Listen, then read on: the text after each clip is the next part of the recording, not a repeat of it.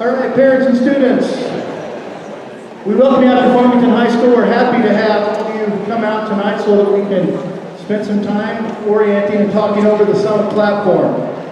Again, we're excited to have you parents here with us. It's been a great start to the school year for us. We've loved having our students in the building.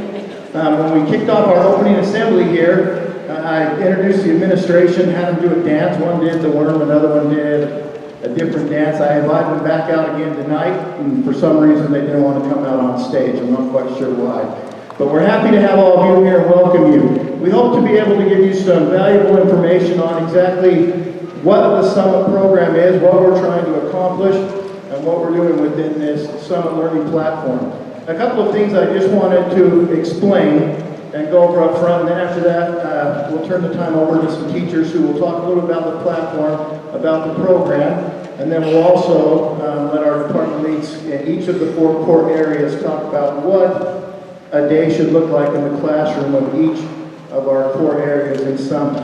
Now, let me start by saying that this is definitely a new thing to Farmington High School, and we are in the process of working through and improving the things that we do at Farmington High School. That being said, Summit is not a new program.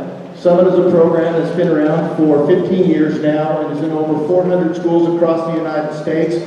And this program is one of many that we at Farmington High School had an opportunity to take a look at as we were implementing a new technology-driven and technology-based school here at Farmington High. So as we went through that process, we had many different programs to look through to see what they offered, what they could give your students, what type of information could be provided to you as parents. And with that, that's how we came to the conclusion of running the Summit program. Now that being said, Summit program is a platform. Our teachers, we still expect to teach with the best teaching practices, and we expect our teachers to be teaching your students. So as we talk today, and as our teachers go through what a day should look like in the classroom, if these aren't the things that you're seeing, then we need to hear about this. This is what we need as an administration to be involved with our teachers as we continue to transition and change. Now, that being said, Farmington High is not going back to the old, I shouldn't say old, but what we know as a traditional education that I received as a student, and many of you have received as a student. The education of sitting in rows and chairs that don't move, with writing on the board and taking notes off the board and taking tests, and that being the majority of our education, regardless of where we move and as we transition and continue to improve upon the things we're doing at Farmington High, going back to the traditional education of sitting in rows, taking notes off of the board, is not going to be the future of what Farmington High will be. We spent a lot of money, you spent a lot of money, to put in a school that has all the advantages of technology, and we want to be able to leverage that technology in education. As you go forward, regardless of where your students go on to college, they'll need to be able to learn and to understand in many of the ways that we're going to talk about today, that our teachers will instruct about today. So please be open to what our teachers are saying. As you have questions, as you have concerns, don't hesitate to come and speak with us. We would love to meet with you. Our teachers would love to meet with you. As we've always said, and this isn't a pass-off, this isn't a negativity, but as we always say in education, the first place that we would hope you would go if you have a concern with what's being taught or what's not being taught in your student's classroom is please talk to that teacher. Please reach out to that teacher and say, this is a concern that my student has. Can you please help me with this? Let them clarify. If you feel like the answer is not what you're looking for or you're not getting an answer, please reach out to the administration. We would love to be involved, because I can sincerely tell you our desire is to give your students the best education possible. Our students are going to receive an education far and above what students are receiving. Our hope and our intent is moving forward that every student that comes out of this school will be able to leave with a letter of completion which is what many of you might have known as the old associate's degree, the new and improved, now accepted by everybody, a letter of completion, or a pathway certificate into the career fields. We believe that we'll have the opportunity to put every student on that path that leads Farmington High, regardless of if they're in AP, an honors, concurrent enrollment, regular ed, special ed. We believe all of our students will have that opportunity to move forward with that chance for success. So we want to do some explaining of exactly what this is, but please know, again, this isn't a pilot, this isn't something that's new, it's new to us, yes. And we are continuing to make changes that we feel are best for our students, and that is what we'll do. At Farmington High, we work for the students of the community of Farmington, and Farmington High and Kaysville, and our communities that feed our school. So that's where we'll continue to make our changes and our improvements. But the days of going back to sitting in rows, taking notes off the board, are not in the future of Farmington High. I will turn the time over now to a couple of our teachers, Ms. Wimmer and Ms. Hall, and they'll go through just some brief information, and then we'll go through a day in the core classes, what you should see in a day of teaching. All right. Thank you so much for coming out tonight. I'm Mrs. Wimmer, and I'm the Social Studies Department Chair. And this is Ms. Hall, and she's our Language Arts Department Chair. And we're really excited about the Summit program. We won't lie to you, it's been hard on us too, and it's hard on your kids because we're all learning something new and we're learning something new together. And that's something we've really been focusing on the kids with their habits of success, is that when things are hard, you just push through. Because we know these kids can do hard things, and that they will be better prepared for college and careers by going through some tough things now while they have you at home to help them, and they have us here at school to help them. So like Principal Swanson said, there's a long history to the Summit program and to their philosophy, and it's all based in science and study. And I know you probably can't see the details of these slides, but they will be available on our website as well. And this just kind of goes through the history of Summit. They started out kind of as a group of schools, and then they opened up to other schools as part of becoming a Summit Learning School. Oops, I forgot, I can't walk away from the thingy. All right, there we go. Again, everything is based on the education models that are out there. So if you go way back to 1902 and John Dewey, when they looked at what do kids need to do, and all the way to 2016. So Summit has looked at the primary scholars in education and tried to look at what are best practices. What do kids need to learn? What are we doing in education? And how can we make that model fit what we're doing? One of the most interesting things about education is that as the world changes, education has really stayed very the same. If you're like me, you like to Netflix, binge watch those old shows like Where the Heart Is. The idea that you stand in a classroom and you deliver content and everybody just listens, those days are over. They need to be over because kids are advancing so much faster than we did when we were in school. And so all of this is based on that research, and you can look up any of those books and kind of follow that.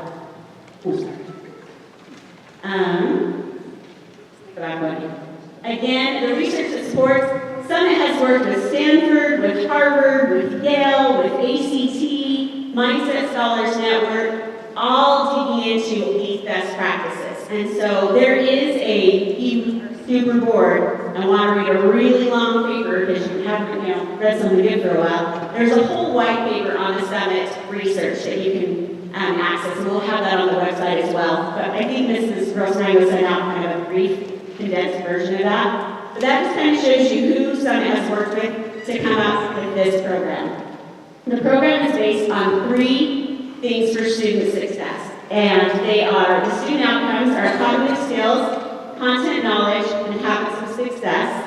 And we'll talk about each of these. They move that into then what will that look like? So that'll look like mentoring, which is my favorite part of what we do here at Farmington High. Projects, which your students do in class with their teacher. And then self-direction, which is where they choose what they want to do, how they want to learn the information, and then they are assessed on that. And then, of course, our school design is part of that, with our PLT that we have every single day except for Tuesday. So, Ms. Hall is going to go through the next one. Okay, so the 3 outcomes that they expect the students, I'll back up a little bit. The Summit program treats the students as a holistic student, not just an English student for my class. And so we look at everything from the cognitive skills, and we'll break those down a little bit more for you in a second, and then the content knowledge, and then they also look at the students' habits of success. So what do they do that makes them a successful scholar? And what are their habits, that study habits, things like that. And so we'll break each of those down a little bit. Maybe. There we go. Did I skip one? Okay, so the components of Summit Learning, we have mentoring. Students will meet one-on-one with their mentor. It's a dedicated mentor in the building that meets with them, and we do that 4 times a week. And they will help support them in setting and achieving short and long-term goals. So what their plans are during that exact week, during that exact PLT time, and then what's their goal this term, what's their goal for the year, what's their goal for their future, for college, for that type of thing. And then projects, students apply their acquired knowledge, their skills, and their habits to their projects that they complete in their core classes. And these are, as much as possible, real-world scenarios, and all the projects, there's a huge variety of projects that students will do. And then this is all followed up with this idea, this pillar of self-direction, so self-directed learning. It keeps going. Okay, so the projects, students can spend most of their class time in their English, their history, their science, and math is a little bit different because they do concept units instead of project units.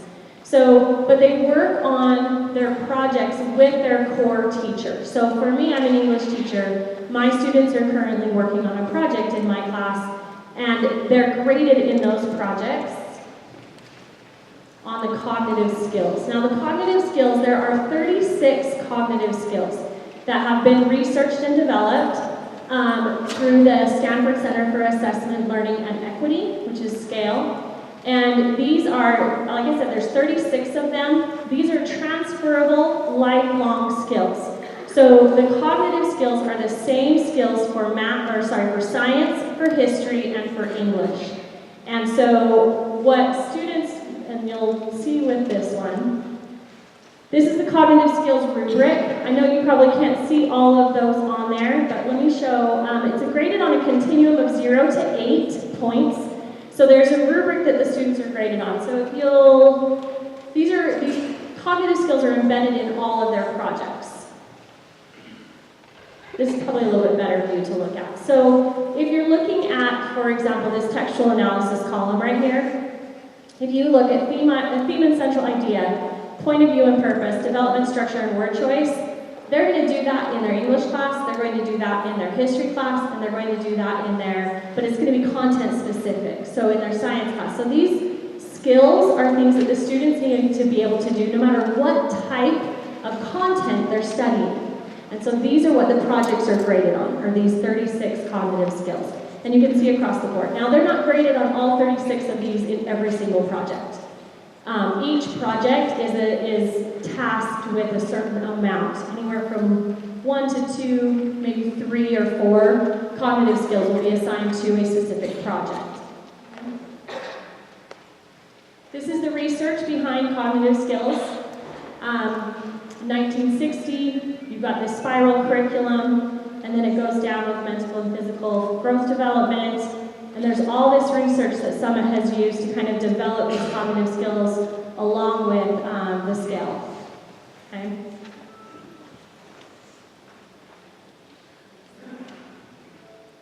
All right, one of the big things that we are going to do this year is students have self-direction to work through things at their own pace.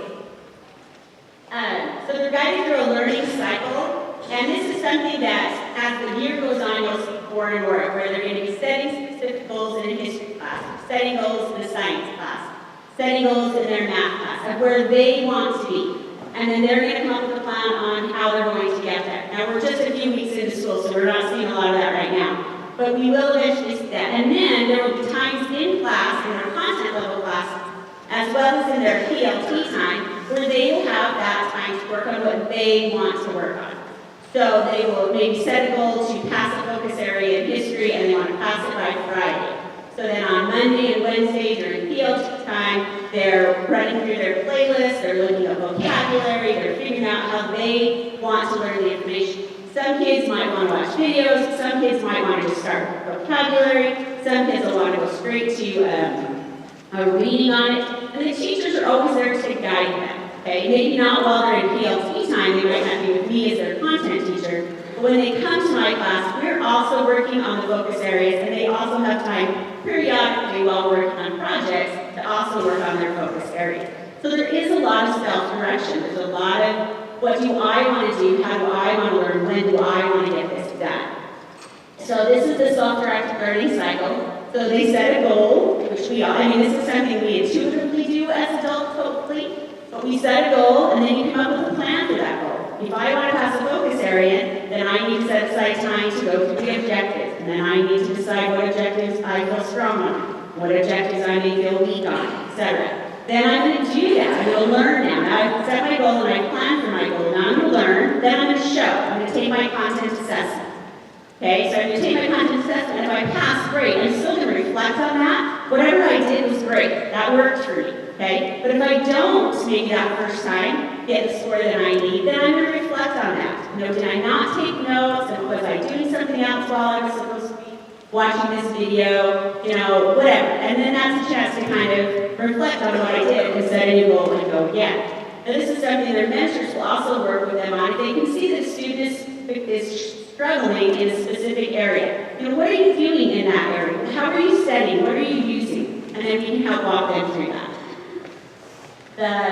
So what they're going to be doing primarily during their self-directed time is learning the content knowledge. And I think for a lot of us, this is one of the big things. We want to design this school and prepare students for success in life, not just in one specific class. So content is understanding and application of complex and challenging facts and concepts. Now, just about everything I teach in history, you can go look on Google and find out there. Because facts are facts, and we can find facts. But it's about interpreting those facts and knowing what those facts mean to my real-world scenario today, and also how those facts contributed to things that were happening. So right now in history, our next project we're going to be working on is a foundational essay on kind of the founding. We're going to talk about what it means to be an American and how that played into the creation of our country and things that are happening today in our current events.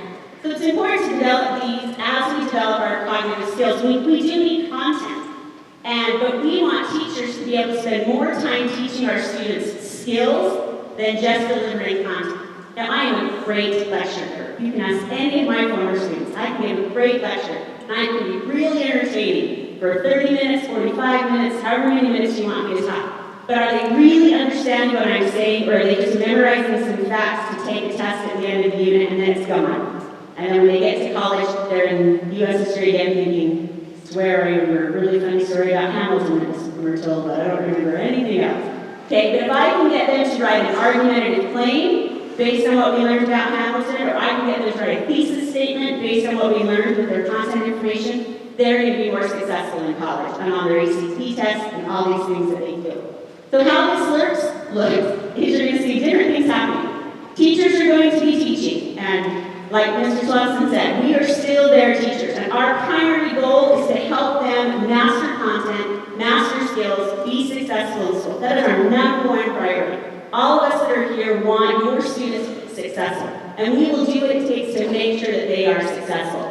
So you'll see some direct instruction. We might start class with something, and your teachers are going to talk about what it looks like in your classes, deliver a little bit of content, send them to some content. They'll have some background content. And then we may do some peer-to-peer mentoring. Some kids, I've got kids who are already 5 or 6 focus areas ahead of where we are at. So those kids can opt, if they want, to be a peer mentor. And so if somebody else is struggling with content, they can kind of coach them through that. They have their playlist, of course. They can take their on-demand assessments with me as their content teacher or with their PL teacher when they're ready to take it. Okay, and then they're also working in groups. And then again, the research behind all of that is there on how content knowledge influences that model. Okay, so the next section that we're going to talk about is the habits of success. And she had mentioned that she loves the mentoring piece, and this is a huge part of the mentoring piece, is this idea of helping students with 16 social emotional learning skills.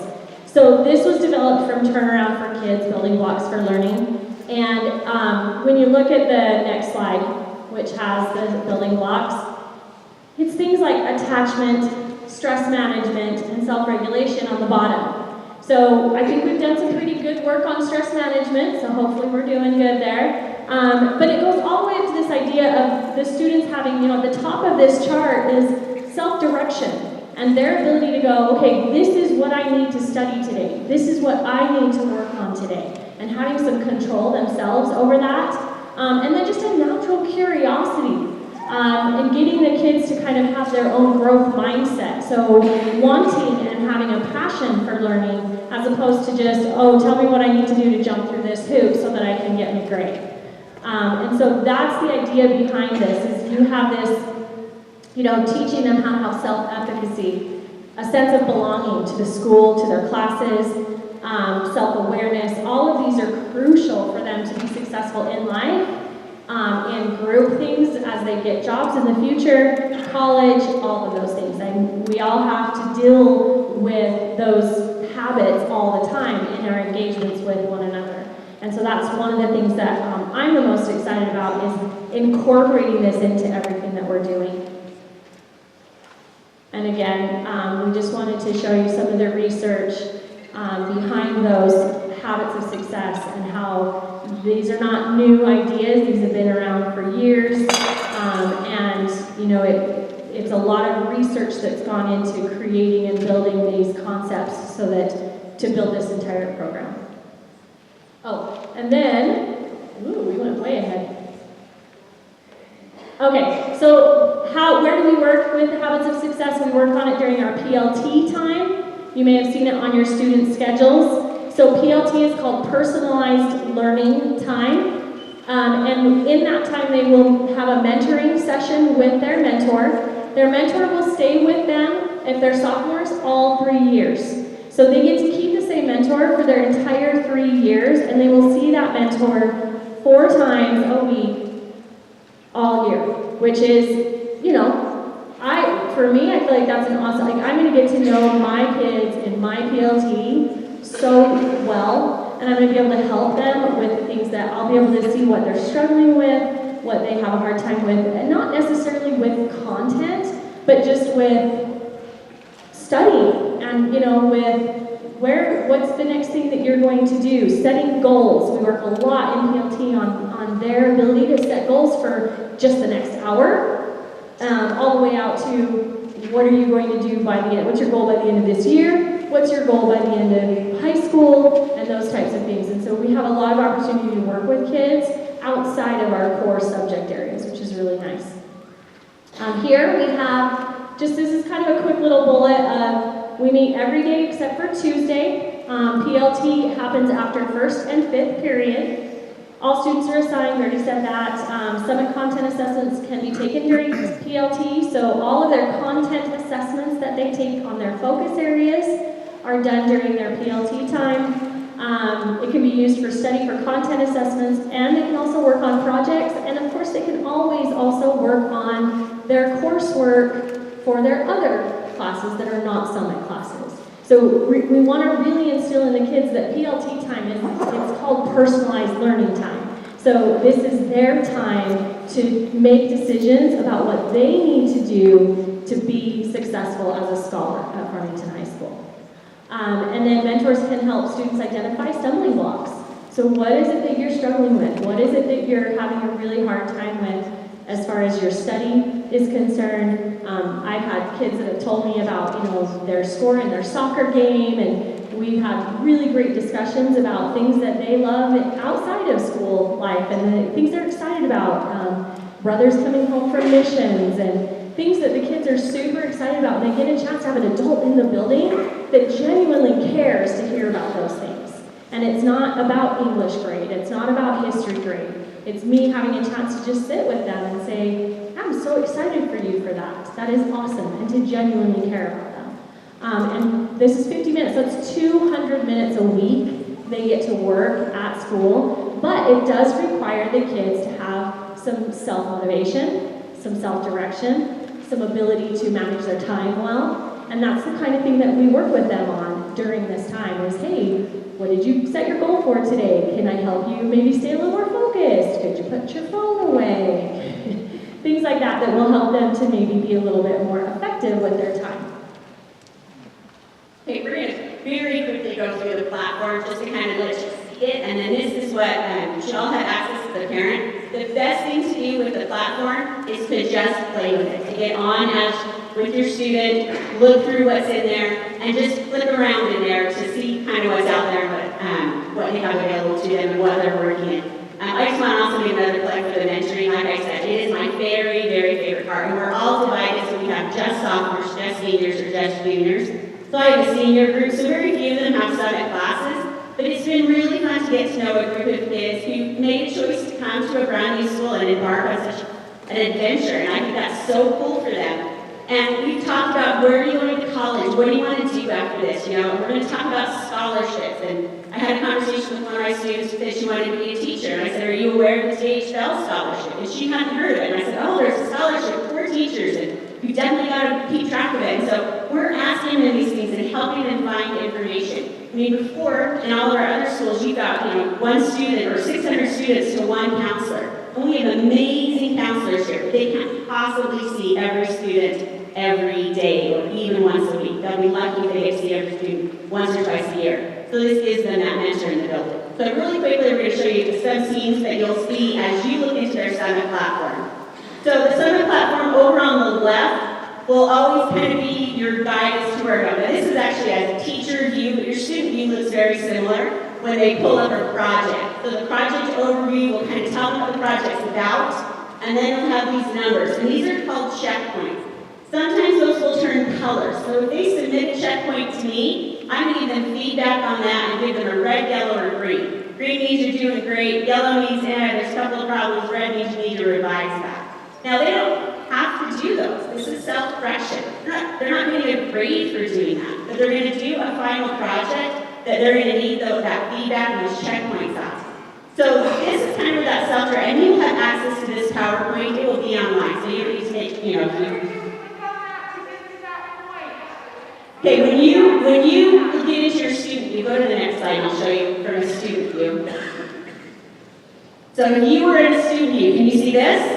Okay, if you click on that top, if I was in biology and I clicked on projects, those are the projects, and those will pull up what the project is about, the overview, what's happening, what the checkpoints are, things like that. So as we move across here, these are the projects for the entire school year. Okay, this is not just what we're going to do in September. In biology, these are you can see it goes all the way to May. Those are the 1, 2, 3, 4, 5 huge projects that we're going to be doing in biology that year. Now, this may not be our biology, so yours may look a little different. In English 9, 1, 2, 3, 4, 5 big, huge projects that we're working on, these cognitive skills courses. So it'll feel like we're in these projects for a long time because we're building and they're sending us checkpoints. We're reading those checkpoints, sending them back. They're doing another piece, sending it to me, I'm sending it back. And so it's this back and forth between me and your student where I'm giving them feedback when they want that feedback.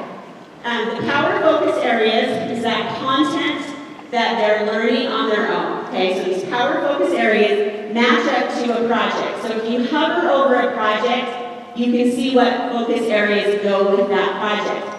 The thing we really want to emphasize is they have the entire school year to get these power focus areas done. They are not due at any particular time. They are due by the end of the school year. Now, that is 30% of their grade, these power focus areas, and so they can go as fast as they want. You can see in this example, this student is 3 focus areas ahead of where her class is, because this line is just where the school year is.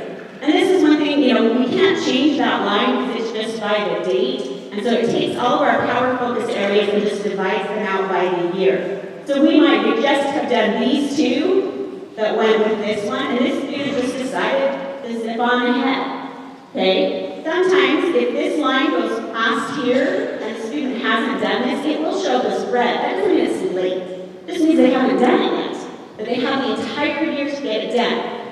main focuses of this idea that Superintendent Newby is really pushing this idea that this is a growth mindset. We want to stick kids into these terms that we've created, where you have to learn everything you need to know the first term by the end of first term, and it's an arbitrary date. Now, we realize the end of the year is still arbitrary as well. But we want them to have the whole school year to master these skills and to learn this content. Some kids are going to zip through. And if they zip through, so power focus areas up there. Then there's additional focus areas, and they'll want to do those, and there's usually fewer. Then these challenge areas are just if they want to. They don't factor into their grade, they don't hurt them, they don't help them. But there are kids who, this stuff is easy for them, and we want to challenge them, so we're giving them some challenge content.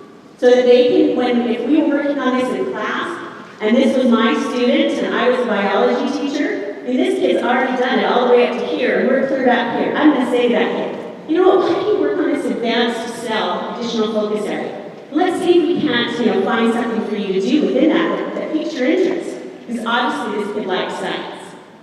So as they move across this year, this is mostly where you will go to kind of see where your student's at. If you hover over their project, those little checkpoints kind of show up as blanks.